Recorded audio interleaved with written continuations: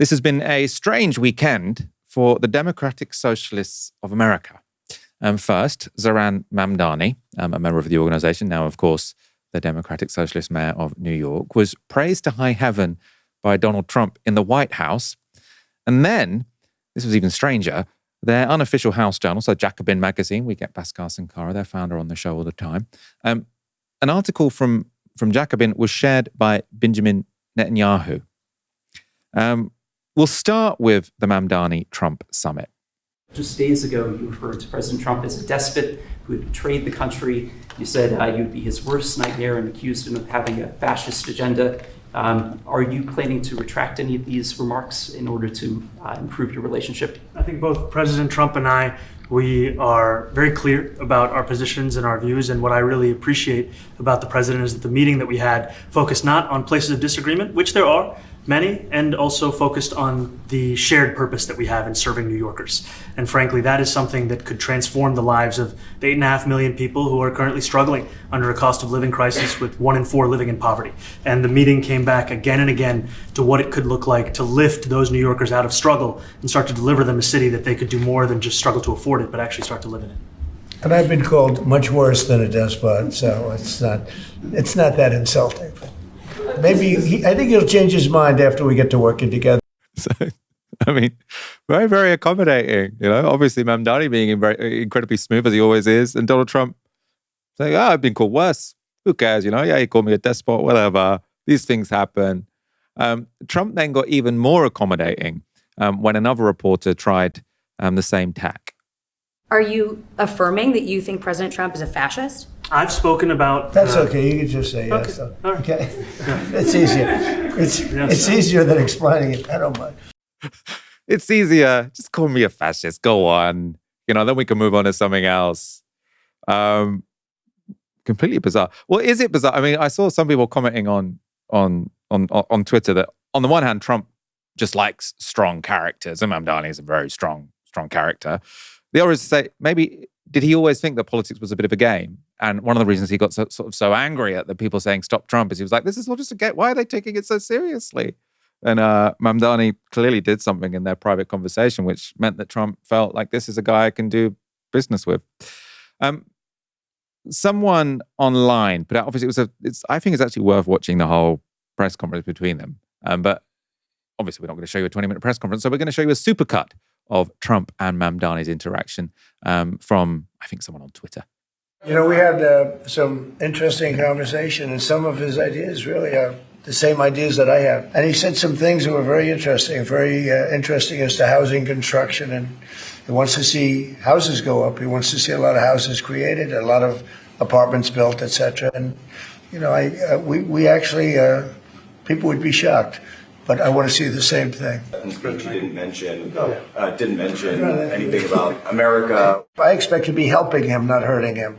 A big help, because I want New York City to be great. I think this mayor can do some things that are going to be really great. Would you feel comfortable living in New York City under a Mamdani administration? Yeah, I would. I really would. Especially after the meeting. Absolutely. We agree on a lot more than I would have thought. I want him to do a great job, and we'll help him do a great job.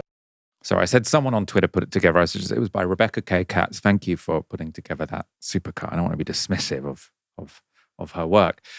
Ash, were you surprised the extent to which they just got on like a house on fire, like Donald Trump loves Mamdani? How could I be surprised? And how could you be surprised, Michael, when you know full well that people will do anything for a South Asian leftist with a great smile and just a hint of a dimple? Just a hint. I mean, look, in all seriousness, of course it was surprising.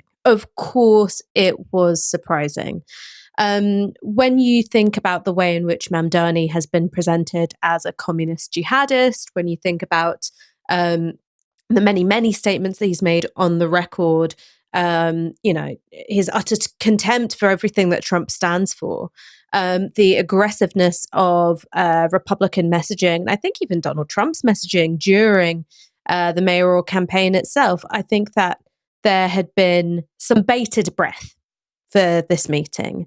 And it must be said that the stakes for Mamdani were really, really high. So in order for Mamdani to carry out his proposed program. He would need a president that wouldn't sign an executive order immediately defunding New York, or, an executive order sending in the National Guard and things of that nature. The stakes were incredibly high. But here's what I think in retrospect makes their interactions make sense. The first thing is that Donald Trump very much sees himself as a New Yorker, sees himself as someone who wants to make New York great again. There's a certain level of boosterism that he's had about that. Now, of course, you can think about the way in which he's done that, the property deals and the lawsuits and the unpaid invoices, but he's someone who is at least sincere in his self-image as someone who really, really loves New York. And I think that's something which Mamdani, throughout his mayoral campaign, has been able to speak to as well. This love for what New York is, this desire to make New York affordable. Second thing is that while Mamdani's identity and his ability to speak to a vision of New York that was sort of textured and lived in and diverse was really important to his campaign, identity politics really wasn't. And in fact, you can see lots of ways in which Mamdani has moved away from a more, traditionally id-pol framing of certain things, particularly in this campaign. And so I think that that's an area not of common ground, but it means that it takes something out of the field, which could have been very provoking to Donald Trump. There's a third thing, which is I think Donald Trump is someone who likes celebrity and the popularity of others. He likes strength and success in others. He despises weakness. And then there's one last thing. The thing which I've heard about Zoran Mamdani from absolutely everyone who's interacted with him, including a friend of mine who has spent a long time working with him, is that he has an ability to make people feel really good about themselves when he talks to them. Now, of course, that's important for things like door knocking and canvassing and rallying the troops.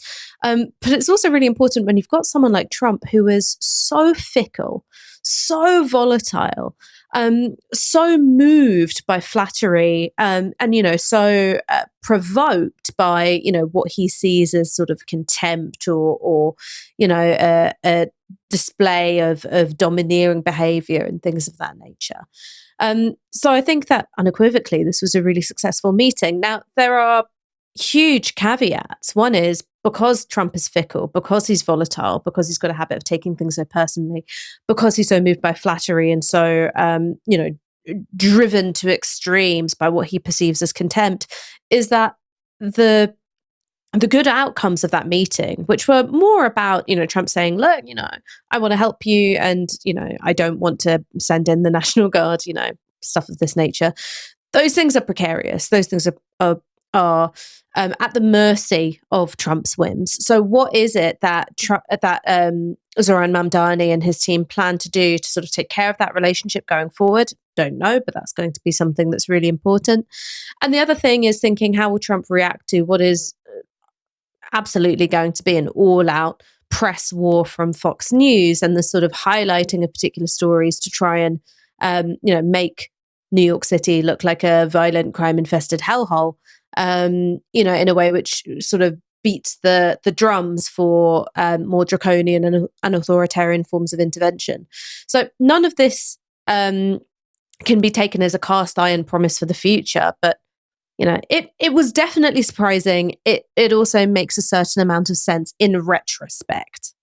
Let's go on to the Jacobin Netanyahu link-up, which I think is the even stranger thing that happened on Friday, because it's the Israeli Prime Minister posting this online. So it's without comment. He shared an article from the left-wing magazine discussing a claim from Jeffrey Epstein's emails that the billionaire meddled in Israel's 2019 elections.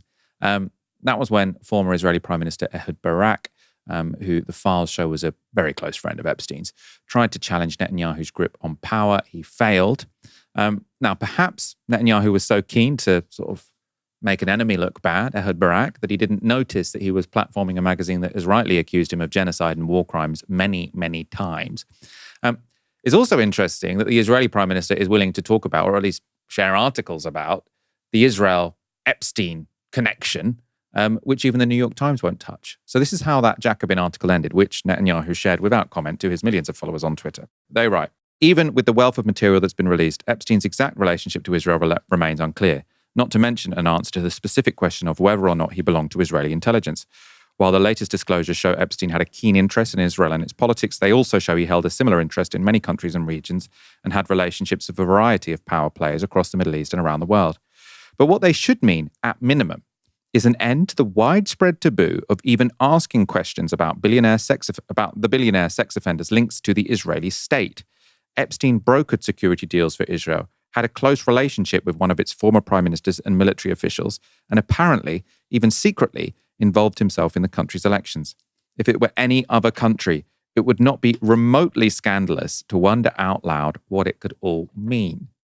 So that's the Jacobin piece, very explicitly saying the reason this isn't being talked about is because there's a taboo about talking about Israeli political influence, right? And as sort of the article points out before, sort of like New York Times and other liberal magazines aren't willing to touch this because they're worried they'll get accused of being anti-Semitic. And now Netanyahu has just shared it on his Twitter. Other Israeli politicians noticed how Netanyahu jumping on this story could be to Israel's disadvantage. So former Prime Minister and Netanyahu threat Naftali Bennett accused him of legitimizing the anti-Semitic and anti-Israel Jacobin and called the tweet a complete loss of national judgment. Before I go to Ash, I should say we did what I think actually was a brilliant interview on this, not because of not from my side, but from the person I was speaking to, who was Murtaza Hussain from Dropsite, who really just made me understand the Israel-Epstein connections in a much more concrete way than I had done before, answered many of sort of the questions I've had for a very long time. So do check that out, that interview with Murtaza Hussain from last week. Ash, though, what I want to know from you is, did you ever imagine seeing Benjamin Netanyahu sharing without comment an article from Jacobin? No. I mean, that really was not on my 2025 bingo card. What was on my 2025 bingo card was Luigi Mangione surprise Glasto set and also swim caps gonna be big. So yeah, I don't think I'm winning in the prediction race at the moment. One of the things which I find so entertaining about this particular story is that the tactic of, anything that politically I don't like is going to be called anti-Semitic, can even apply to Benjamin Netanyahu. So we've come to expect it when it's time to disparage or smear Palestine solidarity. We've come to expect it when it comes to, policy decisions which are obstructive to Israeli interests in some way. But the fact that it can be, Israeli politician on Israeli politician violence, and that one of those politicians is Benjamin Netanyahu is just, I mean, I really, really can't wait for the inevitable, Benjamin Netanyahu as Hamas. Like that is going to be an attack line coming from his colleagues in the Knesset at some point.